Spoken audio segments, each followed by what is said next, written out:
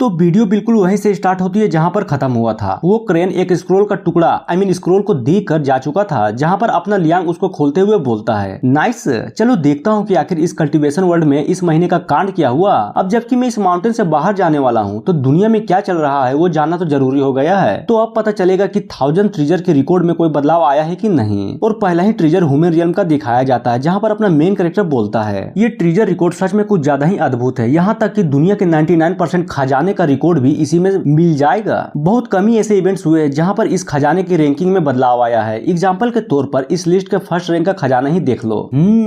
एक divine artefact जिसका नाम डीमन सीलिंग टावर है। अनफॉर्चुनेटली इसका नाम टॉप रैंक पर है, लेकिन क्या ये सू माउंटेन के ज्यूरिडिक्शन में नहीं था? ये सच में कुछ ज्यादा ही शानदार है। और मनीमन सोचता है, एक मिनट, ये कुछ ज्यादा ही अजीब नहीं लग रहा है? जहाँ तक मैं जानता हूँ कि ये सू माउंटेन 9 हेवन के बीच टॉप पर रैंक करती थी, और यहाँ तक कि सारे इमोर्टल सेक्ट का पोजीशन भी यही तय करता था कि कौन सबसे पावरफुल और कौन कमजोर। और ये सब इस डीमन सीलिंग टावर के ही दम पर होता था। हालांकि अब सू माउंटेन को इस टावर की पावर की जरूरत नहीं है, लेकिन 500 साल पहले तो थी। पर अजीब बात तो ये है कि कुछ मेजर इंसिडेंट के कारण वो टावर खो गया। जी हाँ, वो टावर खो गया। अब जबकि सू माउंटेन का वो डिवाइन ट्रेजर खो ही गया, तो सारे इमोर्टल वाले इमोर्टल सेक्ट वालों ने अपना रंग दिखाना चालू कर दिया था कि बीसी हैं। अब सू माउंटेन का दबदबा खत्म, अब राज वही करेगा जो सबसे पावरफुल होगा। और फॉलन फैमिली तो अलग ही लेवल की आग मूद रही थी कि बोलो, क्या सू माउंटेन अब 9 हेवन के टॉप पर रहना डिजर्व करता है? नहीं, बिल्कुल भी नहीं। और इस तरह के बहुत सारे लफड़े भी हुए थे उस टाइम पर। खैर छोड़ो, मुझे क्या कि कौन राज करेगा और कौन नहीं। चलो दूसरा देखता हूँ। और अपने अंगुलियों से उसे स्वाइप करता है। फिर हमें सेकंड रैंक पर एक खजाने को दिखाया जाता है, जो कि एक स्वॉर्ड थी जिसका नाम 7 स्टार स्वॉर्ड था।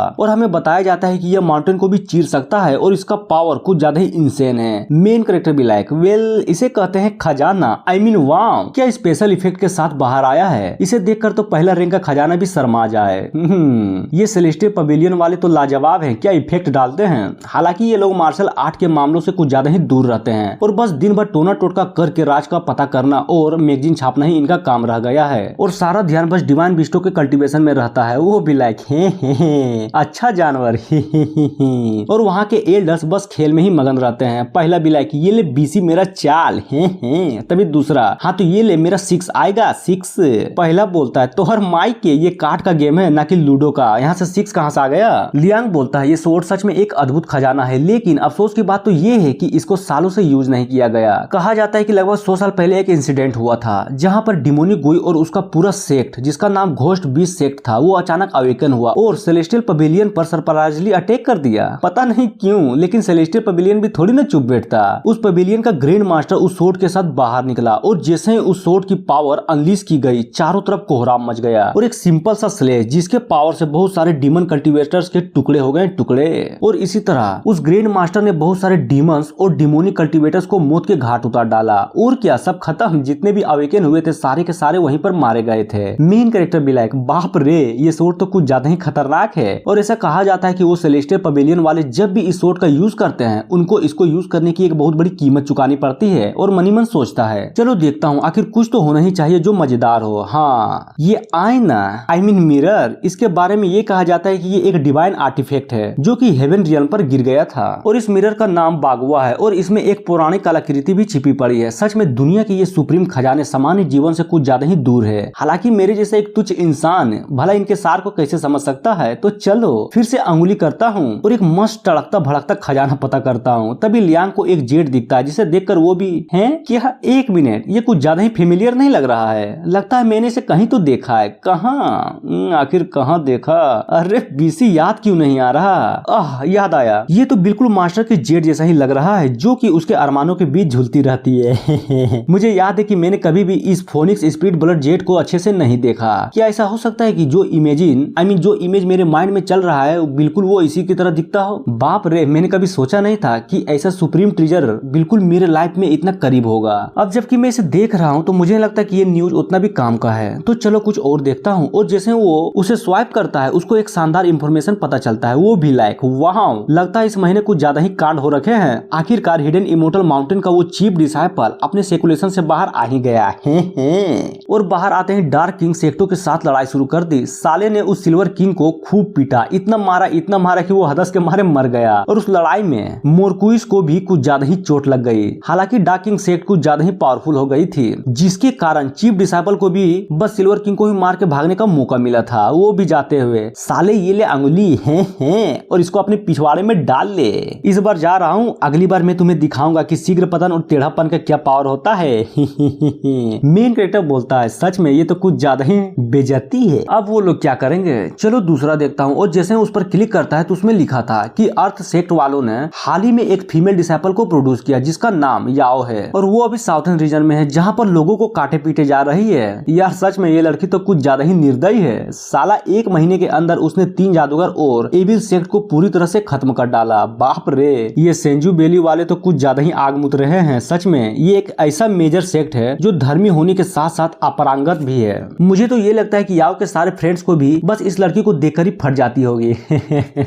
और ये रहा आज का फाइनल न्यूज। अब देखता हूँ आखिर इसमें क्या लिखा है। तभी लियांग को पता चलता है कि जेड सोर्ड पीक पूरी तरह से बर्बाद हो चुका है क्योंकि एक सी मॉन्स्टर ने अचानक उस सेक्ट पर हमला कर दिया। लियांग भी मनी मन सोचता है, बाप रे, ये जेड सोर्ड पीक तो बर्बाद हो गया। तभी उसे अपने मास्टर की बातें याद आती है कि किस तरह उन्होंने उस सोर्ड पीक को श्राप दिया था। आथू, सब भुगतोगे कमीनों, सबके सब, समझे। मेन कैरेक्टर भी लाइक है, ये तो कुछ ज्यादा ही डरावना है। उन्होंने बस बोला और पूरा पीक खत्म। हो बाप रे। तभी अचानक पीछे एक धमाका होता है। लियांग बोलता है, ये लो, मास्टर फिर से कहीं चली। और सोचता है, सच में साला ये कुछ ज्यादा ही अजीब बात है। हालांकि मुझे मास्टर की टेंशन नहीं है क्योंकि वो खुद ही बहुत ज्यादा पावरफुल है, लेकिन चिंता तो पूर्वी समुद्र की हो रही है जहाँ पर अपनी मास्टर गई है।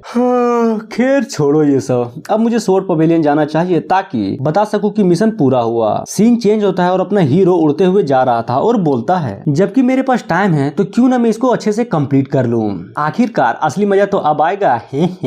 ओह माय गॉड, ये क्या है। एम्परर यू ड्रैगन एकेडमी में गए थे अपनी छोटी बेटी की शादी के लिए, लेकिन जिसे शादी करवाना था वो लड़की को देखते ही मना कर दिया। वो बोलता है, अरे अरे एम्परर जी प्लीज, मुझे माफ कर दीजिए। आपकी बेटी जानता हूँ बहुत खूबसूरत है, लेकिन मैं मेरा तो खड़ा ही नहीं होता। मेन कैरेक्टर भी लाइक, ये ड्रैगन एकेडमी वाले कंफ्यूजन में कुछ ज्यादा ही अच्छा है। तभी तो इनके डिसाइपल का फ्यूचर कुछ ज्यादा ही ब्राइट है, ब्राइट। लेकिन शादी से मना करने के बाद ये खुद अपने पैरों में कुल्हाड़ी मार लिया। साला भीख मांगेगा भीख, इसके तो पूरे जीवन की एल लग जाएंगे।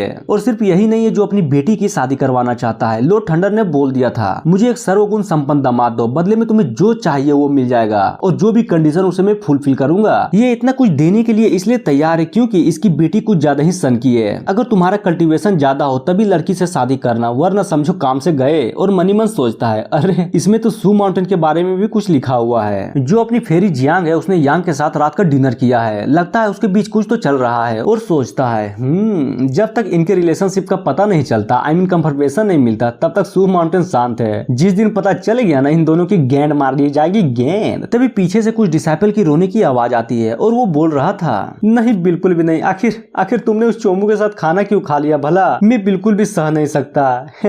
अरे यार। और ये सुनने के बाद एक फीमेल डिसाइपल बोलती है, अगर तुम्हें फेरी यांग इतनी ही पसंद है तो रो क्यों रहे हो, साले कमीने कहीं के। वो लड़का कुछ ज्यादा ही मेहनती है इसलिए वो उसके साथ डिनर कर पाया, समझा। और तुम लोग साले नल्ले हो नल्ले, इसलिए जाके कुछ कल्टीवेशन तो कर लो। दूसरी भी लाइक, बिल्कुल सही कहा तुमने, वो लड़का टैलेंटेड तो है लेकिन सिर्फ वही नहीं है जो इतना जीनियस है। क्यों, मैंने सही कहा ना, तुम लोग क्या कहते हो। वो लोग भी, यस तुमने बिल्कुल सही कहा, मार सबको मार डीसी। मेन कैरेक्टर भी लाइक, दूर यार, ये लोग तो कुछ ज्यादा ही बकर बकर कर रहे हैं। चलो पहले कुछ आइटम ले लेता हूँ, इसके बाद पवेलियन जाऊंगा। लेकिन खरीदूंगा क्या, मेरे पास तो सिर्फ 20 शॉर्ट कॉइन्स ही हैं और इतने में घंटा भी कुछ नहीं मिलने वाला। तभी एक दुकान को देखकर लियांग सोचता है, ये हुई ना बात, ये बिल्कुल मेरे औकात जितनी महंगी है।